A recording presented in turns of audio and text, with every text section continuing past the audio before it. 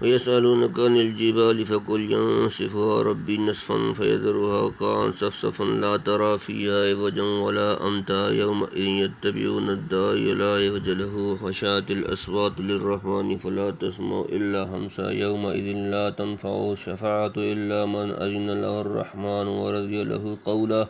يعلم ما بين أيديهم وما خلفهم ولا يحيطون به علما وعنت الوجوه للحي القيوم وقد خاب من حمل ظلما ومن يعمل من الصالحات وهو مؤمن فلا يخاف ظلما ولا هزما وكذلك أنزلناه قرآنا عربيا وصرفنا فيه من الوعيد لعلهم يتقون أو يحدث لهم ذكرا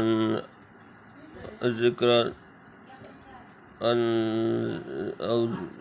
ذكرا فتعالى الله الملك الحق ولا تعجل بالقرآن من قبل أن يقضى إليك وحيه وقل رب زدني علما ولقد عهدنا إلى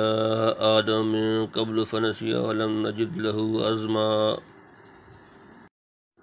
ويسألونك عن الجبال فقل ينسفها ربی نسفا ويسألونك اور وہ آپ سے دریافت کریں گے عن الجبال پہاڑ کے متعلق فقل تو کہہ دیں ينسفها انہیں بکھیر دے گا ربی میرا رب نسفا اڑا کر اور تجھ سے پوچھتے ہیں پہاڑوں کا حال سو تو کہہ ان کو بکھیر دے گا میرا رب اڑا کر فَيَذَرُهَا قَاعًا صَفْصَفًا فَيَذَرُهَا پھر اسے چھوڑ دے گا قاعًا میدان صفصفا ایک ہموار پھر کر چھوڑے گا زمین کو صاف میدان لا ترى فيها عوجا ولا امتا لا ترى نہ دیکھے گا تو فیہا اس میں عوجن کوئی کجی ولا اور نہ امتا کوئی بلندی نہ دیکھے گا تو اس میں موڑ اور نہ ٹیلا یعنی قیامت کے ذکر پر منکرین حشر استہزان کہتے ہیں کہ ایسے سخت اور عظیم الشان پہاڑوں کا کیا حشر ہوگا کیا یہ بھی ٹوٹ پھوٹ جائیں گے اس کا جواب دیا کہ حق تعالیٰ کی لامحدود قدرت کے سامنے پہاڑوں کی کیا حقیقت ہے ان سب کو ذرا سی دیر میں کوٹ پیس کر ریت کا ذرات اور دھنی روئی کی طرح ہوا میں اڑا دیا جائے گا اور زمین بالکل صاف و ہموار کر دی جائے گی جس میں کچھ ایچ پیچ اور اونچ نیچ نہ رہے گی پہاڑوں کی رکاوٹیں ایک دم میں صاف کر دی جائیں گی یومئذ یتبعون الداعی لا عوج له وخشعت الاصوات للرحمن فلا تسمع الا همسا یومئذ اس دن یتبعون اور سب پیچھے چلیں گے الداعی ایک پکارنے والا لا عوج نہیں کوئی کجی لہو اس کے لیے وخشعت اور پست ہو جائیں گے الاصوات و آوازیں للرحمن اللہ کے لیے سامنے فلا تسمع پس تو نہ سنے گا الا مگر صرف ہمسا آہستہ آواز اس دن پیچھے دوڑیں گے پکارنے والے کے ٹیڑھی نہیں جس کی بات اور دب جائیں گی آوازیں رحمان کے ڈر سے پھر تو نہ سنے گا مگر خسخسی آواز یعنی جدھر فرشتے آواز دے گا یا جہاں بلائے جائیں گے سیدھے تیر کی طرح ادھر دوڑے جائیں گے نہ بلانے والے کی بات ٹیڑھی ہوگی اور نہ دوڑنے والوں میں کچھ ٹیڑھا ترچھا پن رہے گا کاش یہ لوگ دنیا میں اللہ کے داعی کی آواز پر اسی طرح سیدھے جھپٹتے تو وہاں کام آتا پر یہاں اپنی بدبختی اور کجروی سے ہمیشہ ٹیڑھی چال چلتے رہے یعنی محشر کی طرف چلنے کی کھسکساہٹ کے سوا اس وقت رحمان کے خوف و ہیبت کے مارے کسی کی آواز نہ سنائی دی گئی اگر کوئی کچھ کہے گا بھی تو اس قدر آہستہ جیسے کانا پھوسی کرتے ہوں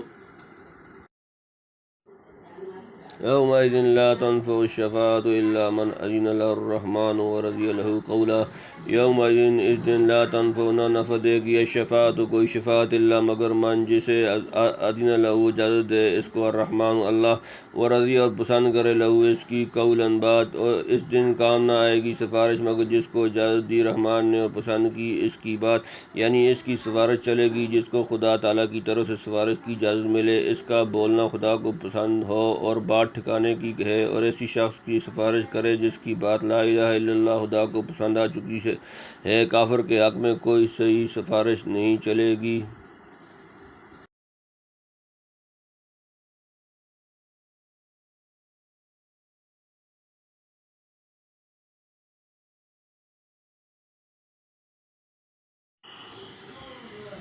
یعلم ما بین ایدیہم وما خلفہم ولا یحیطون بہ علما، یعلم وہ جانتا ہے ما جو بین ایدیہم ان کے ہاتھوں کے درمیان آگے، وما جو خلفہم ان کے پیچھے، ولا یحیطون اور وہ احاطہ نہیں کر سکتے بھی اس کا علم کے اندر، وہ جانتا ہے جو کچھ ہے ان کے آگے اور پیچھے، اور یہ قابو میں نہیں لا سکتے اس کو دریافت کر کے، یعنی خدا کا علم سب کو محیط ہے لیکن بندوں کا علم اس کو یا اس کے معلومات کو محیط نہیں، اس لیے وہی اپنے علم محیط سے جانتا ہے کہ کس کو کس کے لیے شفاعت کا موقع دینا چاہیے۔ وعنت الوجوہ للحی القیوم وقد خاب من حمل ظلما، وعنتی جھک جائیں گے الوجوہ چہرے، للحی سامنے، حی القیوم قیوم، وقد خاب اور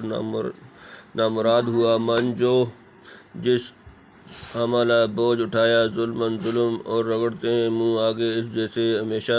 رہنے والے کے، اور خراب ہوا جس نے بوجھ اٹھایا ظلم کا، یعنی اس روز بڑے بڑے سرکش متکبروں کی سر بھی اعلانیہ اسی حی قیوم کے سامنے ذلیل قیدیوں کی طرح جھکے ہوں گے جنہوں نے کبھی خدا کے آگے پیشانی نہ ٹیکی تھی، اس وقت بڑی عاجزی سے گردن جھکائے چلے آئیں گے، یعنی ظالم کا حال کچھ نہ پوچھو کیسا خراب ہوگا۔ ظلم کے لفظ میں شرک اور دوسرے معاصی بھی داخل ہیں، جیسے فرمایا ان الشرک لظلم عظیم، سورۃ نمبر 31، سورۃ لقمان آیت نمبر 13، اور والذین اذا فعلوا فاحشۃ او ظلموا انفسهم ذکروا اللہ فاستغفروا لذنوبهم ومن یغفر الذنوب الا اللہ ولم یصروا علی ما فعلوا وهم یعلمون، سورۃ نمبر 3، سورۃ آل عمران آیت نمبر 135۔ ہر ایک ظالم کی خرابی اس کے درجہ ظلم کے موافق ہوگی۔ من يعمل من الصالحات وهو مؤمن فلا يخاف ظلما ولا هضما، ومن جو یعمل کرے من سے کوئی الصالحات نیکی، اور بشرطے کہ ہوا وہ مومن فلا یخاف تو نہ اس سے خوف ہوگا، ظلما کسی ظلم کا، ولا ہضما اور نہ کسی نقصان کا، اور جو کوئی کرے کچھ بلائیاں اور وہ ایمان بھی رکھتا ہو سو اس کو ڈر نہیں بے انصافی کا اور نہ نقصان پہنچے گا۔ بے انصافی یہ کہ کوئی نیکی ضائع کر دی جائے یا کردہ گناہ پکڑا جائے، اور نقصان پہنچنا یہ کہ استحقاق سے کم بدلہ دیا جائے۔ وَكَذَلِكَ أَنزَلْنَاهُ قُرْآنًا عَرَبِيًّا وَصَرَّفْنَا فِيهِ مِنَ الْوَعِيدِ لَعَلَّهُمْ يَتَّقُونَ أَوْ يُحْدِثَ لَهُمْ ذِكْرًا وَكَذَلِكَ اور اسی طرح انزلناہ ہم نے اس پر نازل کیا، قرآن عربی عربی، وصرفنا فیہ اور ہم نے طرح طرح سے بیان کیے اس میں، من سے الوعید ڈراوے، لعلہم تاکہ وہ یتقون پرہیزگار ہو جائیں، او یحدث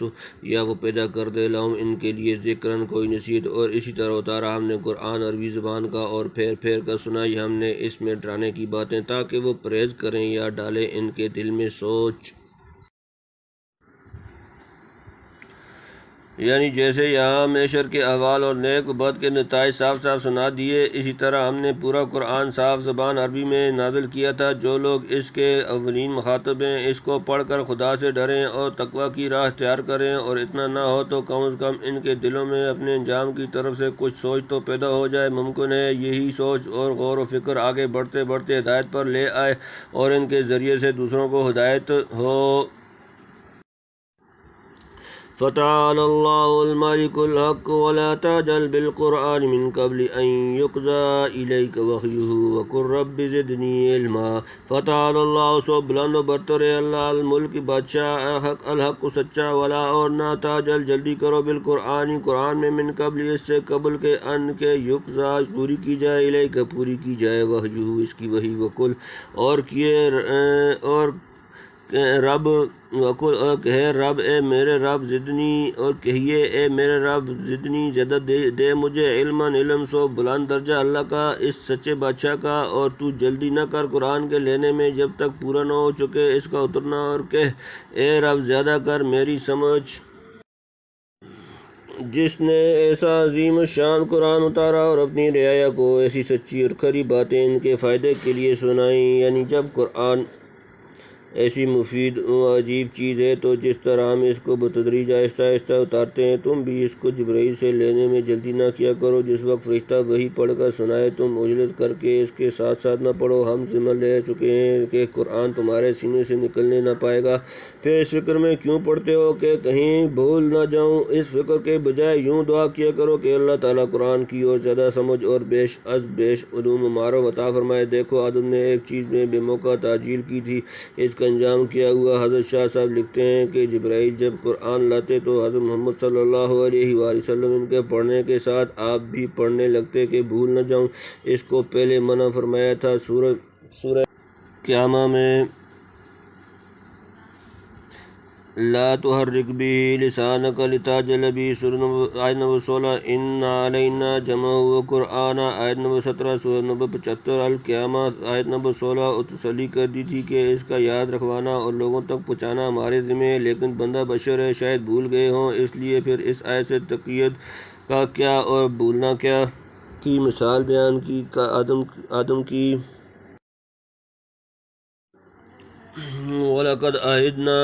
إِلَىٰ آدَمَ مِن قَبْلُ فَنَسِيَ وَلَمْ نَجِدْ لَهُ عَزْمًا۔ وَلَقَدْ عَهِدْنَا، اور ہم نے حکم بھیجا، إِلَىٰ طرف کو، آدم من قبل، اس سے قبل، فنسیہ تو وہ بھول گیا، ولم نجد، اور ہم نے نہ پایا، لہو اس میں، عزمًا پختہ ارادہ، اور ہم نے تاکید کر دی تھی آدم کو اس سے پہلے، پھر بھول گیا اور نہ پائی ہم نے اس میں کچھ ہمت، وہی جو دانہ